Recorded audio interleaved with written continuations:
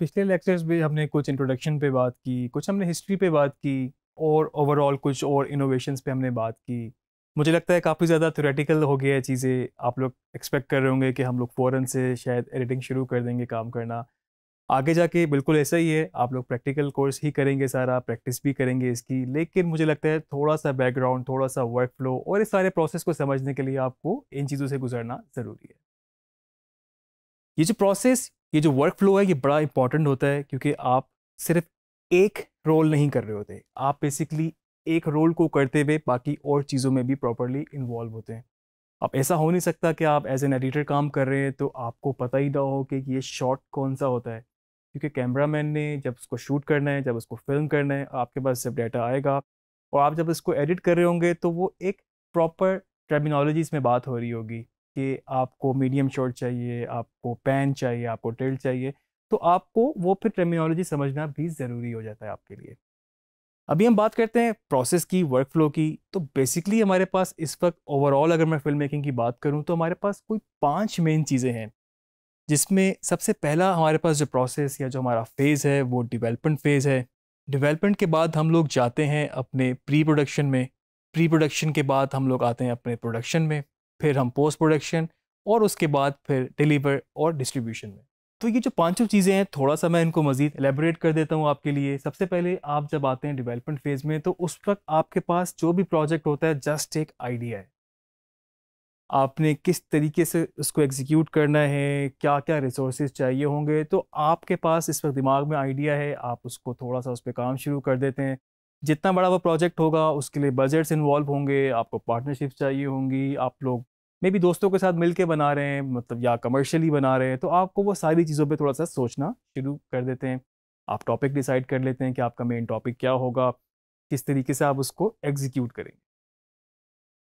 इसके बाद फेज में हम चले जाते हैं प्री प्रोडक्शन में। प्री प्रोडक्शन और डेवलपमेंट फेज काफ़ी मिलते जुलते हैं, लेकिन प्री प्रोडक्शन ऐसा फेज है जहां पर आपके पास चीज़ें ऑन पेपर आना शुरू हो जाती हैं। जो आपने सोचा, मे बी आपने सिर्फ 2 लाइनों में सोचा था कि मैं एक फिल्म बनाऊंगा जिसका टॉपिक ये होगा और जिसका मैसेज मेरा ये होगा, लेकिन जब आप ऑन पेपर्स गए हैं तो आप फर्दर उस पर काम करना शुरू हो जाएंगे कि उसको आपने जब एग्जीक्यूट करना है, जिस तरह आपने उसको फिल्म करना है, तो वो किस तरीके से पॉसिबल होगा। ऑन पेपर पे आप अपनी कास्ट को, अपने इक्विपमेंट को, क्रू मेंबर्स को, आप अपने शूटिंग डेट्स को, आपने कहीं पर रैकी करनी है, आप जाके लोकेशंस को स्काउट करेंगे, आप वेदर को समझेंगे, आपने कहीं ट्रैवल करना है, लॉजिस्टिक देखेंगे। और जिस तरह से भी जो जो डिपार्टमेंट, जो जो क्रू, जो जो इक्विपमेंट इन्वॉल्व होगा, उनको आप फर्दर लाइन अप करना शुरू हो जाएंगे ऑफिशियली। इसके बाद अगर मैं आपसे बात करूं तो आप प्री प्रोडक्शन के बाद जाते हैं अपने प्रोडक्शन फेज में। प्रोडक्शन फेज आपका बड़ा इंपॉर्टेंट फेज, जहां पर आपका मेन एक्शन जो है इस वक्त होता है। आपकी जितनी अच्छी प्री प्रोडक्शन होगी उतना ही अच्छा आपका प्रोडक्शन फेज होगा।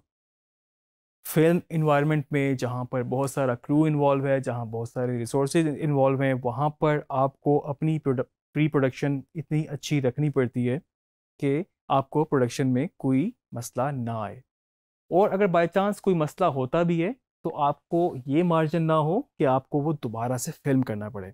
मिसाल के तौर पे किसी एक सीन में ही उसको शूट करते हुए कोई चीज़ मसला हो गया, कोई प्रॉप मिसिंग है, कोई कास्ट मेंबर मिस हो गया है, कुछ हो गया है, तो उस सारे सीन को, सारे सीक्वेंस को दोबारा फिल्म करने के लिए आपको फिर से ही क्रू को एंगेज करना, ट्रैवलिंग, लॉजिस्टिक, वो सारी चीज़ें करना कॉस्ट इफेक्टिव भी होता है और उसके अलावा बहुत दफ़ा वैसे भी पॉसिबल नहीं होता। तो जितनी अच्छी आपकी प्री प्रोडक्शन होगी उतना ही अच्छा आपका प्रोडक्शन फेज गुजरेगा। नॉर्मली हॉलीवुड मूवीज़ की अगर हम बात करें तो सबसे ज़्यादा प्री प्रोडक्शन का टाइम लगता है और उसके बाद उससे कम टाइम प्रोडक्शन में और फिर उसके बाद पोस्ट प्रोडक्शन में लगता है। प्रोडक्शन आपकी हो गई, शूट आपने कर लिया, फिल्म कर लिया, उसके बाद आप जाते हैं अपने पोस्ट प्रोडक्शन में। पोस्ट प्रोडक्शन हमारा मेन सब्जेक्ट, जिसमें जिसका मेन पार्ट वीडियो एडिटिंग है और साथ में फिर एनिमेशंस भी और वीएफएक्स भी, कलर करेक्शन भी, वो सारी चीज़ें इन्वॉल्व है। तो ये सारी एक चेन बेसिकली बनती जाती है। डेवलपमेंट फेज के बाद प्री प्रोडक्शन जितनी बेहतर होगी, प्रोडक्शन बेहतर होगी। प्रोडक्शन जितनी अच्छी होगी, टू द पॉइंट शूट होगा, अच्छा शूट होगा, क्लैरिटी के साथ शूट होगा, अच्छे लॉग्स बने होंगे, प्रॉपर ऑर्गेनाइज तरीके से बना होगा, उतनी ही आसानी आपको अपने पोस्ट प्रोडक्शन प्रोसेस में होगी। मतलब ये बहुत मुश्किल हो सकता है आपके लिए कि आप फ्रस्ट्रेशन के साथ काम करें, आपको एक शॉट ढूंढने के लिए पूरे डाटा को स्क्रॉल डाउन करना पड़े, उसमें से ढूंढना पड़े, फिर आपको वो एक शॉट मिले। तो उससे बहुत बेहतर होता है कि आप अपने लॉग्स वगैरह मेंटेन रखते हैं और आपको सारा वर्क फ्लो के हिसाब से स्टेप बाय स्टेप चीज़ों का बताए। और आगे लेक्चर्स में हम मज़ीद इसको देखेंगे भी, किस तरीके से हम किन स्टेजेस के साथ हम एडिटिंग करते हैं। पोस्ट प्रोडक्शन सिर्फ वीडियो एडिटिंग का नाम नहीं है। वीडियो एडिटिंग पोस्ट प्रोडक्शन का एक हिस्सा ज़रूर है और बड़ा मेजर हिस्सा है। इवन कि वीडियो एडिटिंग में भी आपके पास rough cut, fine cut, final cut, ये स्टेजेस आपके पास आती हैं। और उससे पहले भी और प्रोसीजर से भी आप गुजरते हैं, किस तरीके से आप डाटा को एक्वायर करते हैं और उसको अपने सॉफ्टवेयर में लेकर आते हैं, डिजिटाइज करते हैं वगैरह वगैरह। ये सारी चीज़ें हम डिटेल में आगे डिस्कस करेंगे। इसके साथ साथ आपकी कोई उस पर विजुअल इफ़ेक्ट्स का काम होना है, कोई एनिमेशंस का काम होना है, या कोई साउंड पे काम होना है, क्योंकि साउंड ऐसा डिपार्टमेंट है जो कि ऑन लोकेशन प्रोडक्शन में भी इन्वॉल्व होता है और उसके अलावा आपके पास जो पोस्ट प्रोडक्शन होती है उसमें भी उसका काफ़ी रोल होता है। मिसाल के तौर पे जो बैकग्राउंड म्यूजिक है, स्कोरिंग है, वो पोस्ट प्रोडक्शन में लगती है। कोई डायलॉग इस तरह का है जो ख़राब रिकॉर्ड हो गया, कुछ ऑडियो क्वालिटी का मसला हो गया, वो आपको शायद डब करना पड़े, वो पोस्ट प्रोडक्शन में फॉल करेगा। साउंड इफ़ेक्ट्स हैं, जो चीज़ें हैं, नॉन डायजेटिक साउंड्स हैं, ये हम आगे मज़ीद डिस्कस करेंगे इस पर। ये सब आपको पोस्ट प्रोडक्शन में करनी पड़ती हैं। इसके अलावा कलर ग्रेडिंग बड़ा इंपॉर्टेंट आपका सब्जेक्ट है। कुछ लेक्चर्स हमने उसके लिए भी डेडिकेट किए हैं, आप आगे जाके वो भी देखेंगे।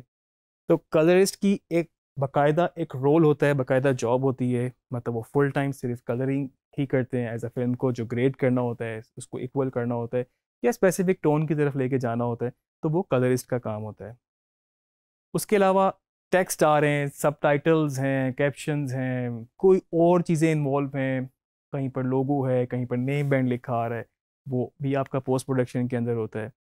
तो जितनी भी इस तरह की चीज़ें हैं, कंपोजिटिंग बहुत इंपॉर्टेंट चीज़, कंपोजिटिंग आपकी इसमें होती है जो कि विजुअल इफेक्ट के साथ रिलेट करती है। तो वो भी आपका बेसिकली पोस्ट प्रोडक्शन के अंदर होता है। पोस्ट प्रोडक्शन के फेज़ के बाद भी एक फ़ेज़ होता है जिसको हम कहते हैं डिलीवर या डिस्ट्रीब्यूशन। क्योंकि अगर आपने एक फ़िल्म बना ली है, आपने उस पर काम कर लिया, आपने उसको प्रोडक्शन फेज़ से गुजार लिया, रिकॉर्ड कर लिया, पोस्ट प्रोडक्शन में आ गई, एडिटिंग हो गई, अब आपने उसको रिलीज़ करना है। उसको रिलीज़ करने से पहले आपको उसको डिफरेंट फॉर्मेट्स में एक्सपोर्ट करना होगा। अगर वो ब्रॉडकास्ट के लिए है, वो डिजिटल के लिए है, या फिर वो सिनेमा के लिए है, उन सब की अपनी अपने फॉर्मेट्स और अपनी अपनी टेक्निकलिटीज़ हो सकती हैं। डिस्ट्रीब्यूशन, किस तरीके से आप उसको रिलीज़ करते हैं, किस तरीके से आप उसको मार्केट करते हैं, वो किस इंडस्ट्री में रिलीज़ हो रही है, किस लेवल पे रिलीज़ हो रही है, कहाँ कहाँ पर उसके प्रमोशंस हुई हैं, किस तरीके से आप उसको प्रमोट कर रहे हैं, और उसके लिए बाकायदा फॉर्मल प्रोसीजर होते हैं कि किस तरीके से आपको उसको डिस्ट्रीब्यूट करना होता है। तो ये आपका एक फाइनल स्टेज यहाँ पर डिस्ट्रीब्यूशन की होती है। ये सारे प्रोसेस एज एन एडिटर आपको शायद बिल्कुल याद रखने की ज़रूरत नहीं है, क्योंकि आप फ्रीलांस मार्केट में काम करेंगे, उसमें डिस्ट्रीब्यूशन उस तरह से नहीं होती। मे बी आप किसी क्लाइंट के लिए काम करेंगे तो वो आगे सब उनका हेडिक है कि वो किस तरीके से उसको मार्केट करते हैं या किस तरीके से उसको डिस्ट्रीब्यूट करते हैं। एज एन एडिटर या एनिमेटर अगर आप उस पर काम कर रहे हैं तो आपको सिर्फ अपना ही रोल अदा करना है। लेकिन मेरा ख्याल से ये बहुत ज़रूरी है आपको बाकी नॉलेज भी हो। अगर आप अपने इंडिपेंडेंटली काम करते हैं, कुछ आप यूट्यूब पे करते हैं, कुछ एज एन कंटेंट क्रिएट करते हैं, या फिर वीलॉग्स भी बनाते हैं, तो उसकी डिस्ट्रीब्यूशन भी बेसिकली एक काम है, बेशक वो डिजिटल मीडियम्स पर है। तो उसके लिए आपको इन सारे प्रोसीजर को समझना बहुत ज़रूरी है। मुझे उम्मीद है ये लेक्चर आपके लिए काफ़ी फ़ायदेमंद होगा और हमने बहुत ज़्यादा थ्योरेटिकल, कुछ बैकग्राउंड्स के ऊपर, कुछ हिस्ट्री के ऊपर बात कर ली। हम अगले लेक्चर में कोशिश करेंगे कि आपको थोड़ा सा प्रैक्टिकली चीज़ों के बारे में बताना शुरू करें और उसके बाद फिर हम आपको प्रैक्टिस भी कराएं इन चीज़ों की।